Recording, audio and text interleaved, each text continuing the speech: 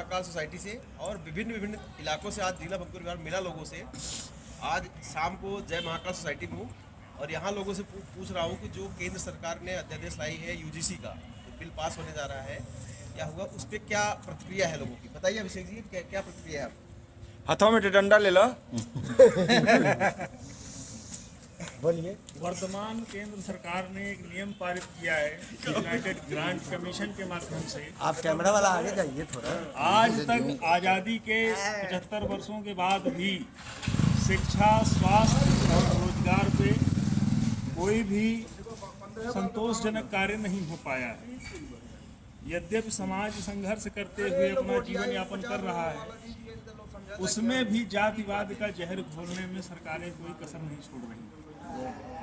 SC ST जैसा एक act पहले से समाज में जो है दे रखा है कानून के माध्यम से, जिसका 85% फर्जी मुकदमों के साथ विधिवत दुरुपयोग हुआ है, जो गवर्नमेंट रिकॉर्ड में। अभी शिक्षा और शैक्षणिक संस्थानों में, जो कि एक पवित्र माध्यम है समाज के उत्थान के लिए, वहाँ भी इन्होंने एक ऐसा कानून पारित किया है कि जिसमें सवर्ण समाज के बच्चों के लिए आने वाले भविष्य में बहुत बड़ा खतरा दिखाई देता है। आप समझ सकते हैं इसकी गंभीरता क्या होगी कि जब इस कानून का दुरुपयोग होगा तो सवर्ण के बच्चों का भविष्य तो बर्बाद होगा ही, उनके माता पिता को कितना जुर्माना झेलना पड़ सकता है। और जैसा कि दुर्भावना से SC ST एक्ट का दुरुपयोग अब तक किया जा रहा है, और कौन गारंटी लेगा कि इस जो अधिनियम को पारित किया गया है यूजीसी में, इसका दुरुपयोग नहीं होगा और सवर्णों के बच्चों का भविष्य बर्बाद नहीं होगा। केंद्र सरकार को पुनर्विचार करते हुए सभी वर्गों के ऊपर इसको समान रूप से लागू करना चाहिए। केवल सवर्ण समाज को टारगेट नहीं किया जाना चाहिए। मैं भी मानता हूं कि सद्भावना होनी चाहिए, जो संविधान की मूल भावना है, लेकिन वर्ग विशेष को, जाति विशेष को 70% वोट देखते हुए, वोट की राजनीति को ध्यान में रखते हुए इस जहर घोलने वाले एक्ट से समाज का भला नहीं होना है और शिक्षण संस्थाओं में द्वेष फैलने लगेगा।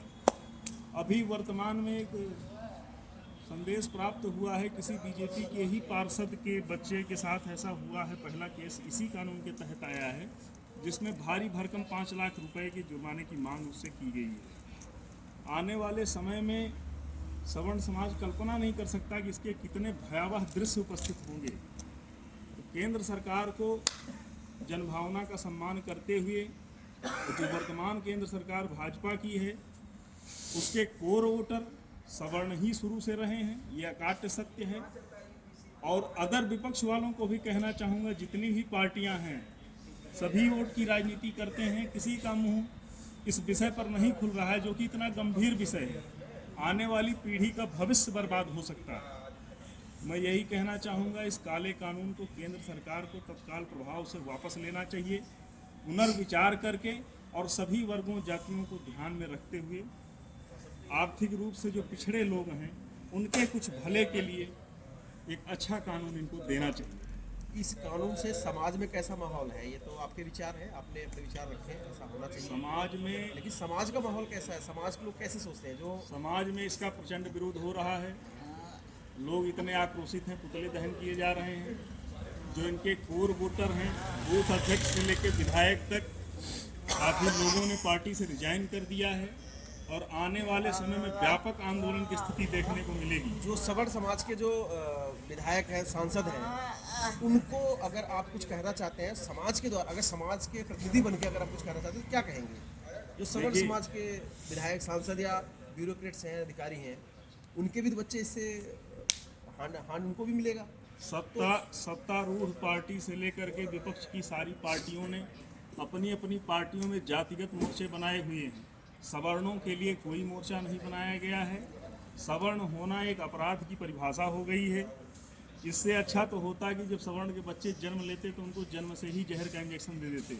इस प्रकार के काले कानून से उनके भविष्य के बर्बाद करने से तो कहीं अच्छा होता। जब समाज इसका संज्ञान ले रहा है तो जो समाज के ही बीच से चुने हुए जनप्रतिनिधि हैं, जो सवर्ण समाज से ही आते हैं, उनको बजाय इसकी चिंता करने की कि उनका भविष्य राजनीति क्या होगा, आने वाले सवर्ण की पीढ़ियों के भविष्य को ध्यान में रखते हुए उनको तत्काल प्रभाव से प्रश्न पूछना चाहिए। जो पार्लियामेंट में है, भारत की संसद में, उनको वहाँ पूछना चाहिए। जो विधानसभाओं में अलग अलग राज्यों में जनप्रतिनिधि हैं, विधायक हैं, उनको पूछना चाहिए।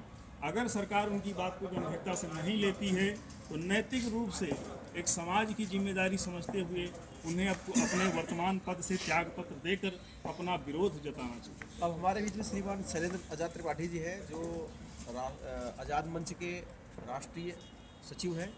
हम उनसे बात करेंगे, उनका क्या विचार है इस बारे में। शैलेंद्र जी, देखिए, जो भारत सरकार बीजेपी की प्रचंड बहुमत की सरकार है, आज जो स्थिति गंभीर बन रही है देश में, आने वाले समय में अति भयावह हो जाएगी। जो सरकार कहती सबका साथ सबका विकास, तो सबका साथ सबका विकास जो विपक्ष बोलती थी जुमला है, आज वही जुमला सिद्ध हो रहा है। कोई भी कार्य योजना आती है, SC ST OBC माइनॉरिटी महिला, मतलब इनको केवल सामान्य वर्ग सवर्ण समाज ही मतलब अपराधी बन जाता है। इनके नज़र में अपराधी वही रहेगा।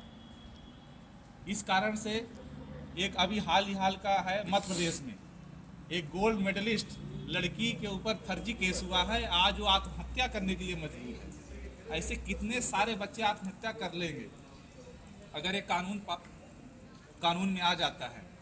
इसलिए मेरा पुरजोर विरोध है और आगामी 8 फरवरी को देशव्यापी आंदोलन हम लोग कर रहे हैं पूरे देश भर में। दिल्ली NCR के जो भी भाई मुझे सुन रहे हैं, वो 8 फरवरी को सुबह 10 बजे जंतर मंतर पर पहुँचे, अपनी आवाज़ बुलंद करें, क्योंकि ये कानून हिंदुओं को बांटने का कार्य कर रहा है।